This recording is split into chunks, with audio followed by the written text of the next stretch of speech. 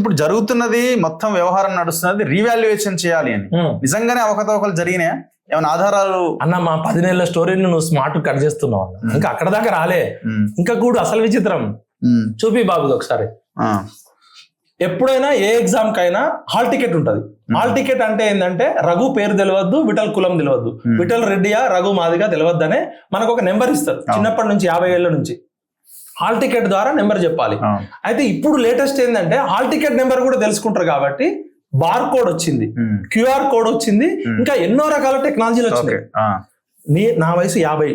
నా చిన్నప్పుడు మా మా మా బాబాయ్ కొడుకు రాసినప్పుడే నవోదయ ఎంట్రన్స్ కే బార్ కోడ్ ఉంటుండే. లేకపోతే హాల్ టికెట్ అనే కోడ్ ని డీకోడ్ చేయొచ్చు. హాల్ టికెట్ లో మీ వివరాలు ఉండొచ్చు. కానీ ఎగ్జామ్ ఆన్సర్ షీట్ అన్న ఇది. ఎగ్జామ్ ఆన్సర్ షీట్ యూపీఎస్సీ కూడా నేను మీకు ఇస్తా. ఇది స్టేట్ పబ్లిక్ సర్వీస్ కమిషన్ ది, ఒరిజినల్ కాదు, ఇది బయట పెట్టింది. ఒరిజినల్ దానిలో క్యాస్ట్ కూడా ఉంది. Paper number and subject. Okay, ఇది Telangana public service commission group 1 answer booklet అన్న ఇది. First paper number and subject. Second వచ్చి notification and district code. Notification already notification తెలుస్తుంది, code. Name of the candidate Vittal రెడ్డియా, బాణావత్ అరవిందా, మరియా బేగమా, పేరుని బట్టి క్యాస్ట్ తెలుసుకునే అవకాశం ఉంటది, జెండర్ తెలుసుకునే అవకాశం ఉంటది. డేట్ ఆఫ్ బర్త్, నేను ఎప్పుడు పుట్టినా, నా వయసు 30 ఏళ్ళ, నా వయసు 45 ఏళ్ళ. యంగ్స్టర్ అయితే ఎక్కువ రోజులు బానిసగా పనిచేస్తాడు. 49 ఏళ్ళు అనుకో, వాడు మెరిట్ ఉన్నా కూడా పనికి రాడు. Date and time of examination. Chosen language, ఇంగ్లీషా, తెలుగా, ఉర్దా. ఇప్పుడు ఇక్కడ ఇంగ్లీష్ రాసిన వాళ్ళ లిస్ట్ ఇచ్చిరన్న, ఉర్దూ రాసిన వాళ్ళ లిస్ట్ ఇచ్చిరన్న. మరి తెలుగు రాసిన వాళ్ళ లిస్ట్ ఎందుకు ఇయ్యారన్న? ఉర్దూలో 10 మంది రాస్తే 9 మంది సెలెక్ట్ అయ్యారు అంటారు.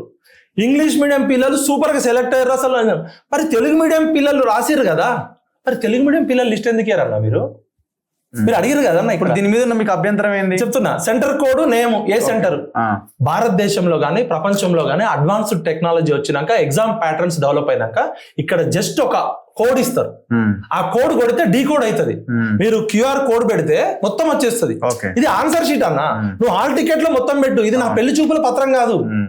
హాల్ టికెట్ కూడా నా ఎత్తు, పొడుగు, నా వయసు, నా డేట్ ఆఫ్ బర్త్, నా కులము అక్కర్లేదు. ఇక్కడనే మేము ఏమంటున్నాం, యూపీఎస్సీ స్టాండర్డ్స్ ఎందుకు పాటించలేదు? యూపీఎస్సీ లాగా ఉండాలి కదా. యూపీఎస్సీ ఎప్పుడు నీ డేట్ ఆఫ్ బర్త్ అడగదు. ఇప్పుడు ఆ వాల్యుయేషన్ చేసే అతను ఇవన్నీ చూసి ఇన్ఫ్లుయెన్స్. 31,000 మంది క్వాలిఫై అయ్యారన్న, 21,000 మంది రాసిరన్న. 21,000 మందిలో 563 మందిని తీసుకోవడానికి ఈజీ ఉంటది కదన్న. విఠల్ రెడ్డి ఎతకండి, విఠల్ మాదిగది ఎతకండి, విఠల్ వెన్నెలన అమ్మాయి అయితే ఎతకండి. అసలు నన్ను ఎతికే అవకాశం ఎందుకు ఇవ్వాలి? నాకు ఒక కోడ్ ఇచ్చినావు, నాకు ఒక హాల్ టికెట్ ఇచ్చినావు, నాకు ఒక డీకోడ్ చేస్తావు, ఇది చింపేస్తా అంటున్నావు. అసలు ఇక్కడ ఈ వివరాలు యూపీఎస్సీ ఎందుకు అడగలేదు, నువ్వు ఎందుకు అడిగినావు? దీని మీద ఎప్పుడు మాట్లాడు. బయటకేమో స్పైస్ మైన్ కాపీలో క్యాస్ట్ లేదు, కానీ నాన్ లోకల్ లో క్యాస్ట్ కూడా ఉందన్నా. నాన్ లోకల్ అంటే రిజర్వేషన్ కాదన్నా, అది 5% ఓపెన్ మెరిట్ అన్నా. దానిలో క్యాస్ట్ ఇచ్చిరన్నా, నాన్ లోకల్ వాడికి రిజర్వేషన్ ఎందుకన్నా? ఇంకోటి TGPSC second valuation, first valuation. ఇక్కడ 21,000 పేపర్లు దిద్ది మార్కులు, రెండోసారి దిద్దినప్పుడు 21,000 పేపర్లు. ఈ రెండింటి మధ్య తేడా 15% పైన ఉంటే థర్డ్ వాల్యుయేషన్ కూడా చేయాలనేది యూపీఎస్సీలో స్టాండర్డ్ ఉంది. అసలు వీళ్ళు థర్డ్ వాల్యుయేషన్ కి లేనే లేదు. ఈయన దిద్దినప్పుడు నాకు 100 వచ్చినాయి అన్న, ఈయన దిద్దినప్పుడు 150 వచ్చినాయి అనుకో, వేరియేషన్ 15% కన్నా ఎక్కువ ఉంటే థర్డ్ వాల్యుయేషన్ చేయాలి. మరి ఎక్కడుంది అవకాశం దీనిలో? అసలు థర్డ్ వాల్యుయేషన్ చేసిర్రా, చేయలేదా? ఈ ఒక్క దాంతో కొట్టేయచ్చు అన్న కేసు. అభ్యర్థి యొక్క వివరాలు గోప్యంగా ఉంచడానికే కోడ్ పెట్టాము. కోడ్నే హాల్ టికెట్ అంటాము 50 ఏళ్ల క్రితము, ఇప్పుడు బార్ కోడ్ అంటాము, ఇప్పుడు క్యూఆర్ కోడ్ అంటాము. మీరు ఒరిజినల్ టీసీపీఎస్సీ దానిలో క్యాస్ట్ అడిగిరా లేదా చెప్పండి, దీని మీద అడగండి మీరు. తెలుగు మీడియం పిల్లలు ఎంతమంది వాళ్ళు అడిగారు కదా అక్కడ? అదన్నా తెలుగు ఉర్దూ అడిగారు కదా. తెలుగు మీడియం పిల్లలు ఎంతమంది సెలెక్ట్ అయ్యారో చెప్పరు. ఎస్సీలు ఎంతమంది సెలెక్ట్ అయ్యారు, ఎస్టీలు ఎంత సెలెక్ట్ అయ్యారు. మరి ఉర్దూలో అన్న నేను ఉర్దూ, నువ్వు ఉర్దూ అనుకుందాం. నేను ఉర్దూలో ప్రొఫెసర్, నేను ప్రాక్టికల్ ఎగ్జాంపుల్ చెప్తున్నా. సాక్షి టీవీలో మా ఆయన కరీం అని హిస్టరీ ప్రొఫెసర్. నేను గ్రూప్ 1 సివిల్స్ ప్రిపేర్ అయినప్పుడు కూడా మాకు ఫ్యాకల్టీ, టాప్ ఫ్యాకల్టీ మంచి చెప్తారు. ఆయన ఏమని ఇచ్చిండంటే ఇంటర్వ్యూ, ఉర్దూ మీడియం పిల్లలు 9 మంది సెలెక్ట్ అయ్యారు, రాసిందే 10 మందో 20 మందో సబ్జెక్టు కరెక్షన్ అనుకుంటే, నేను కరీంని దిద్దేవాడిని, మీరు రఫీ, మీరు ఉర్దూ రాసినారు. ఉర్దూ పేపర్ ఎవరు దిద్దుతారన్నా? ఉర్దూ వాళ్ళే దిద్దారు కదా. అంతే కదా. అవినీతి అంటే డైరెక్ట్ మీకు డబ్బులు ఇవ్వడమో లేకపోతే మీకు పైరవీ చేయడమో కాదు. మతము, కులము, భాష అనేది కూడా ఎక్కడో ఒక్కడ ఆయన చెప్పింది, నా సొంత కవిత్వం కాదు. ఎక్కడో ఒక్కడ ఇన్ఫ్లుయెన్స్ అయ్యే అవకాశం ఉంటది. మీరు నార్మలైజేషన్ ఎందుకు చేయలేదు? మరి ఎవరితో దిద్దాలి అవి? నార్మలైజేషన్ చేయాలంటే యూపీఎస్సీ ఏం చేస్తుందంటే భారతదేశంలో ఉన్న అన్ని భాషల్లో ఐఏఎస్ ఐపీఎస్ రాస్తారు. కానీ ఒక భాష రాసిన వాళ్ళు ఎక్కువ మంది, ఒక భాష రాసిన వాళ్ళు తక్కువ మంది రాకుండా అన్ని భాషల్లో నార్మలైజేషన్ ప్రక్రియ చేశారా? ఉర్దూలో అసలు ఎంతమంది రాశారు, ఎంతమంది సెలెక్ట్ అయ్యారు? తెలుగు మీడియం వాళ్ళు ఎంతమంది రాశారు, ఎంతమంది సెలెక్ట్ అయ్యారు? ఇంగ్లీష్ మీడియం వాళ్ళు ఎంతమంది రాశారు, ఎంతమంది సెలెక్ట్ అయ్యారు? ఇంతవరకు చెప్పారన్నా. ఇది 75 ఏళ్ల నుంచి నార్మలైజేషన్ ప్రక్రియ. ఎగ్జామ్ ప్యాటర్న్ కొత్తగా మనం టీజీపీఎస్సీతో స్టార్ట్ కాలే. భారతదేశంలో ఉన్న బెస్ట్ పబ్లిక్ సర్వీస్ కేరళ తీసుకోండి, యూపీఎస్సీ తీసుకోండి. ఇక్కడనే మాకు డౌట్ వస్తుంది. ఇక్కడ మీరు తెలుగు మీడియం వాళ్ళ గురించి ఇంతవరకు ఎందుకు మాట్లాడట్లేదు? ఇంకొక కీలకమైన తప్పన్న, గ్రూప్ 1 ఆఫీసర్స్ కావాల్సిన వాడికి తెలుగు రావాలా వద్దా? రావాలి. తెలుగులో మాట్లాడాలా వద్దా? ఇప్పుడు నా కొడుకు చిన్నప్పటి నుంచి ఇంటర్నేషనల్ స్కూల్లో చదివిండు అనుకుందాం, ఐఐఎంలో ఎంబీఏ చేసిండు, లండన్ స్కూల్ ఆఫ్ ఎకనామిక్స్ లో వాడు ఏదో చేసిండు, ఏదో సరదాగా గ్రూప్ 1 రాసిండు, వాడికి ఉన్న టాలెంట్ తో వచ్చింది అనుకుందాం. వాడు తెలుగులో లవ్ లెటర్ రాయలేడు, లీవ్ లెటర్ రాయలేడు, మాతో మాట్లాడాలంటేనే పప్పా మమ్మీ అన్నాడు అనుకో. వాడు రేపు పొద్దున గ్రూప్ 1 టాపర్ అయితే తెలుగు క్వాలిఫైయింగ్ పేపర్ పెట్టాలి కదా. యూపీఎస్సీ ఏం చేస్తుంది అంటే, నువ్వు ఐఏఎస్ ఐపీఎస్ కావాలంటే ఇంగ్లీష్ రావాలి, ఇంగ్లీష్ తో పాటు ఏదన్నా ఒక రీజనల్ లాంగ్వేజ్ పెట్టాలి. ఆ 2 క్వాలిఫైయింగ్ పేపర్లు పాస్ అయినాకనే మిగతా పేపర్లు తీస్తారు. ఇక్కడ టీజీపీఎస్సీ తెలంగాణ ఉద్యమము తెలుగు పేపర్ ఎందుకు పెట్టలే? తెలుగులో వాడికి రాయాలి కదా. ఎవడన్నా ట్రైబల్ లేకపోతే నాలాగా ఇంగ్లీష్ రానోడు ఎవడో వచ్చి తెలుగులో లెటర్ ఇస్తే నువ్వు చదవాలి కదన్నా. తెలుగు క్వాలిఫైయింగ్ పేపర్ పెట్టకపోవడం ఒకటి, తెలుగు మీడియం అభ్యర్థుల గురించి చెప్పకపోవడం ఒకటి. అది తెలంగాణకి ద్రోహం. పక్కనున్న కర్ణాటక, ఆంధ్రప్రదేశ్, తమిళనాడు ఇంకా మార్కులు ఎక్కువ ఇస్తున్నాయి. తెలుగు మీడియం వాళ్ళు కర్ణాటకలో రాసిన వాళ్ళకి, మహారాష్ట్రలో రాసిన వాళ్ళకి గ్రేస్ మార్క్స్ ఇస్తున్నాయి. ఇది అయిపోయింది అన్న. ఇక చూడండి, రూల్ ఆఫ్ రిజర్వేషన్ పాటించలేదు, జీవో నెంబర్ 29 అదైపోయింది. The irregularities in the conduct of the group 1 examination, irregularities, the legality of the GO number 33, ST reservation hike without presidential assessment. ఇది కూడా కొట్టేస్తారు రేపు. ఎస్టీలకి వాళ్ళ జనాభా ప్రాతిపదికం ఏ రాష్ట్రంలో ఉన్న జనాభా ప్రకారం ఆ రాష్ట్రంలో రిజర్వేషన్ ఇవ్వాలి. కానీ వీళ్ళు చెప్తున్నది ఏంటంటే ఉన్న దానికన్నా ఎక్కువ ఇచ్చారు అంటున్నారు. వాళ్ళు 6% ఉంటే 10% ఇచ్చారు అంటున్నారు. దాని మీద కూడా కోర్స్ కట్టేస్తారు. The violation of the rights persons with disabilities act, GO number 96 ఇది పోయింది. 100 మంది ఎగ్జామ్ రాస్తే 110 మంది వచ్చారు. ఇంకొక కీలకమైన ఎగ్జామ్, 4 లక్షల మందికి బయోమెట్రిక్ తీసుకోలేదని చెప్పి ఎగ్జామ్ క్యాన్సిల్ చేశారు. ఈ 3 లక్షల మందికి బయోమెట్రిక్ తీసుకున్నారు, హ్యాట్స్ ఆఫ్. మరి ఎగ్జామ్ పేపర్ దిద్దిన 550 మందో 350 మందో వాళ్ళ బయోమెట్రిక్ ఎందుకు తీసుకోలేదన్న మీరు? వాళ్ళు ఎంతమంది పేపర్ దిద్దిర్రు, ఎన్ని రోజులు దిద్దిర్రు? మీరు 90 రోజుల్లో దిద్దితే సండేలు ఎన్ని వచ్చినాయి, సాటర్డేలు ఎన్ని వచ్చినాయి, ఎన్ని హాలిడేస్ జరిగినాయి? రిటైర్డ్ ప్రొఫెసర్స్ దిద్దిరా, డిగ్రీ కాలేజ్ లెక్చరర్స్ దిద్దిరా? దిద్దిన వాళ్ళ అర్హత ఏంటి, ఎక్స్పీరియన్స్ ఏంటి? పబ్లిక్ డొమైన్ లో బెటర్ కదా అన్న. పబ్లిక్ డొమైన్ లో పెట్టాల్సిన అవసరం లేదు, హైకోర్టుకి సీల్ కవర్లు ఇవ్వచ్చు అన్న. ఇప్పుడు 18 సబ్జెక్టులు ఉన్నాయి, 18 సబ్జెక్టులకి 12 మంది ప్రొఫెసర్లే ఉన్నారు. సైన్స్ అండ్ టెక్నాలజీ ఉంది, ఈ భారతదేశంలో సైన్స్ అండ్ టెక్నాలజీ అనే సబ్జెక్ట్ కి ప్రొఫెసర్ లేడు. మరి సైన్స్ అండ్ ఇప్పుడు నేను ఫిజిక్స్, ఎంఎస్సీ ఫిజిక్స్, మీరు బాటనీ అనుకోండి, డేటా ఇంటర్ప్రిటేషన్ గగన్ మీద ఒక క్వశ్చన్ వచ్చింది. మీరు 12 మంది ప్రొఫెసర్లే పెట్టిర్రా, సీనియర్ ప్రొఫెసర్లను పెట్టిర్రా, రిటైర్డ్ ప్రొఫెసర్లను పెట్టిన కూడా రిజైండర్లో ఇచ్చారు.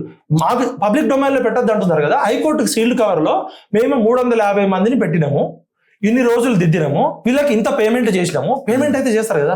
ఇప్పుడు అఫిడవిట్ ఏమన్నారు కదా, అఫిడవిట్ ప్రకటిస్తారేమో. వాళ్ళు ఏమంటారు తెలుసా, రాజ్యాంగబద్ధ సంస్థ, కాన్స్టిట్యూషనల్ బాడీ, గోప్యత, ఇది భారతదేశ సరిహద్దులకు సంబంధించిన భద్రతా వ్యవహారాలు, ఇది మేము చెప్పము అని తప్పించుకుంటున్నారన్న చాలా మంది. ఇంకోటి ఏంటంటే లేటుగా వచ్చిర్రు కాబట్టి మీకు చెప్పమంటున్నాయన్న కోర్టులు. ఇంకొకటి ఏంటంటే టీఎస్పీఎస్సీకే ఫోన్ చేస్తారా, బొక్కలో వేస్తామంటారు అన్న. మా అశోక్ గౌడ్ మీద పరువు నష్టం దావా వేసారు. మొత్తం 40 లక్షల మంది నిరుద్యోగులు చందాలు వేసుకొని టీజీపీఎస్సీ మీద పరువు నష్టం దావా వేస్తాం. ఇప్పుడు ఒక విఠల్నో, ఒక అశోక్నో, ఒక రఘునో బెదిరిస్తున్నారు కదా. అసలు తెలంగాణ పరువు తీసిరన్న వీళ్ళు. ఒక జనార్దన్ రెడ్డి, ఒక మహేందర్ రెడ్డి, ఒక XYZ ఆఫీసర్లు ఈ గ్రూప్ 1కే పరిమితం కాదు. గ్రూప్ 1 లో బొక్కలు ఉన్నాయంటే రేపు గ్రూప్ 2 ఏమనుకుంటాడు, రేపు గ్రూప్ 3 ఏమనుకుంటాడు, గ్రూప్ 4 ఏమనుకుంటాడు? ఏ తెలంగాణ వస్తే మా ఉద్యోగాలు మాకు వస్తాయని మేము కొట్లాడితే విశ్వసనీయత లేకుండా అన్న 6 నెలల నుంచి నాకే ఇన్ని డాక్యుమెంట్స్ వచ్చినాయి అన్న. ఇంకా ఇంటి నిండా సంచీలు తెస్తుంటే తెగిపోయినాయి. ఇప్పుడు ఇంకా బయట చాలా మంది ఉన్నారు. నేను ఏమంటున్నా, రాజ్యాంగాన్ని పాటించిరా లేదు. ఇప్పుడు రీవాల్యుయేషన్ అన్నది జరగాల్సిన అవసరం ఉందా? అక్కడ జరిగిన తప్పులేంది అన్న? మేము పారదర్శకంగా చేసినామనేమో గవర్నమెంట్ చెప్తా ఉన్నది. తెలుగు మీడియం స్టూడెంట్స్ కి అన్యాయం జరిగింది అంటున్నారు. ఎట్లా అన్యాయం జరిగింది? మేము చాలా ట్రాన్స్పరెంట్ గా పేపర్లు దిద్దితే వచ్చిన రిజల్ట్స్ ఇవ్వని అంటున్నారు. అవును. ఈ మన కోటి ఉమెన్స్ కాలేజీలో జరిగిన 2 సెంటర్ల విషయం అడిగితే రావద్దని గ్యారంటీ ఏమైనా ఉందా అని అంటున్నారు. అన్నా సో ఎక్కడ ఎవిడెన్స్ ఏమున్నది అన్నది అల్టిమేట్ గా వాళ్ళు అడుగుతున్న అన్న question. ఇప్పుడు శ్రీనివాస్ అని ఆ అబ్బాయి నాకు పంపించాడు, మీ డిస్కషన్ నడుస్తుంటే కొన్ని పాయింట్స్ పంపించమని. ఇప్పుడు నేను కాదు కదా నా అభ్యర్థిని, విక్టిమ్స్ తరపున. ఒకసారి అబ్బాయి ఏం చెప్పిండో మీరు ఒక్కసారి చూద్దాం. ఎందుకంటే ఇది మీకు స్క్రీన్ షాట్ కూడా పంపిస్తా. ఇది నా సొంత కవితం కాదు, మంచైనా చెడైనా అబ్బాయిదే బాధ్యత. ఓకే. టీజీపీఎస్సీ వాళ్ళు మొదటి రోజు రిలీజ్ చేసిన ప్రెస్ నోట్ లో అందరూ రెగ్యులర్ లెక్చరర్స్ అని చెప్పారు. సాక్షి పేపర్ కి మాత్రమే ఇచ్చిన రిజైండర్ లో రిటైర్ వాళ్ళని కూడా తీసుకున్నామన్నారు. రిటైర్ వాళ్ళ దగ్గర బయోమెట్రిక్ తీసుకున్నారా లేదా? రిటైర్ అయిన నర్సయ్య బదులు పుల్లయ్య వచ్చాడా, పుల్లయ్య మనవడు వచ్చాడా? ప్లస్ ఈ సీసీటీవీ ఉందా వీళ్ళు దిద్దిన దగ్గర? 8 నుంచి 9,000 మంది రీకౌంటింగ్ పెట్టుకుంటే 3 రోజుల్లో ఎలా రీకౌంటింగ్ చేశారు? గ్రూప్ 1 సంబంధించిన హాల్ టికెట్ డౌన్లోడ్ లో గానీ, మార్క్స్ మెమో డౌన్లోడ్ లో గానీ ఎక్కడా టైము డేటు రావడం లేదు. అంటే డేటాబేస్ లో వాళ్ళు ఈ కాలం డిజేబుల్ చేశారు. ఎందుకు ఈ కాలం డిజేబుల్ చేశారు? దీనివల్ల డేటాబేస్ ఏది మార్చినా కూడా మనకు తెలియదు. ఇప్పుడు మీరు గ్రూప్ 1 టీజీపీఎస్ నుంచి ఒక హాల్ టికెట్ డౌన్లోడ్ చేస్తారన్న సపోజ్. ఆ డౌన్లోడ్ చేసినప్పుడు టైము, ప్లేస్ అనేది మెటా డేటా అంటారు ఆటోమేటిక్ గా. గ్లోబల్ గా పీడిఎఫ్ కానీ ఏ రూపంలో చేసినా కూడా టీజీపీఎస్సీ వెబ్సైట్ నుంచి రఘు మార్కులు డౌన్లోడ్ చేసుకుంటాడు, విఠల్ డౌన్లోడ్ చేసుకుంటాడు. ఆ డౌన్లోడ్ చేసినప్పుడు టైం అను డేట్ రావట్లేదు. అక్కడనే దొంగతనం జరిగింది. ఇది ప్రపంచవ్యాప్తంగా టెక్నాలజీలో, ఇంత అడ్వాన్స్డ్ టెక్నాలజీలో అసలు టీజీపీఎస్సీ అనేది టెక్నికల్ ఆడిటింగ్ చేసిందా? ఈ ఐటీ యాక్ట్ అన్న, ఇది ఐటీ యాక్ట్ 2000 ఏం చెప్తుందంటే, భారతదేశంలో ఉన్న ఏ రాష్ట్ర ప్రభుత్వ సంస్థ కానీ, కేంద్ర ప్రభుత్వ సంస్థ కానీ ఏ సాఫ్ట్వేర్ అన్నా కొన్నప్పుడు లేదా సాఫ్ట్వేర్ తయారు చేసినప్పుడు ఇంటర్నల్ ఆడిటింగ్ జరగాలి, ఎక్స్టర్నల్ ఆడిటింగ్ జరగాలి. దీనికి థర్డ్ పార్టీ వ్యాలిడేషన్ ఇవ్వాలి. గతంలో టీఆర్ఎస్ చేసిన పెద్ద స్కామ్ ఏంటంటే, గ్లోబెరీనా అని పెట్టి వాళ్ళు ధరణి కానీ అన్ని కూడా ఇంటర్నల్ ఆడిటింగ్ పేరుతో చేశారు, కానీ ఎక్స్టర్నల్ ఆడిటింగ్ ఇచ్చిన సర్టిఫికేషన్ లేదు. అది నాకు స్వయంగా టీఆర్ఎస్ కేటీఆర్ టీంలో ఉన్నోళ్ళే చెప్పారు. అన్న మీరు అసలు ఈ టీజీపీఎస్సీ పేపర్ లీక్ అయింది అంటున్నారు కదా, జనార్దన్ రెడ్డి దగ్గర ఎత్తుకపోయిన, అసలు వాళ్ళ ఆడిటింగ్ చేసిన సర్టిఫికేట్ అడగండి అన్న అంటున్నారు. థర్డ్ పార్టీ ఎవరు చేసిరు? టీజీపీఎస్సీ ఒక సాఫ్ట్వేర్ తయారు చేసింది, ఎక్స్ అనే కంపెనీ. ఎక్స్ అనే కంపెనీ టెండర్ ద్వారా ఇచ్చింది. ఆ ఎక్స్ కంపెనీ యొక్క విశ్వసనీయత వై కంపెనీ ప్రూవ్ చేయాలి కదా. ఓకే. టీజీపీఎస్సీ సర్వర్లు ఎంత వరకు హ్యాకింగ్ కాకుండా ఉంటాయి? టీజీపీఎస్సీ సర్వర్లు డేటాబేస్ ఎవరి దగ్గర ఉంది? దాన్ని సెంటర్ ఫర్ గుడ్ గవర్నెన్స్ వాళ్ళు మెయింటైన్ చేస్తుందా, టీసీఎస్ మెయింటైన్ చేస్తుందా, లేదా సెంట్రల్ గవర్నమెంట్ మెయింటైన్ చేస్తుందా అన్న? దీనిలో టీజీపీఎస్సీ టెక్నాలజీ మీద నాకు ఒక 100 మంది టెక్నికల్ సైంటిస్టులు ఇచ్చిన డేటా ఉందన్న. అది మనం ప్రజెంటేషన్ చేస్తే ఎన్ని లోపాలు ఉన్నాయో బొక్కలన్నీ బయటపడతాయి. ఇప్పుడు ఈ సమస్య పరిష్కారానికి నేను రేవంత్ అన్న ఒకటే అడుగుతున్నా.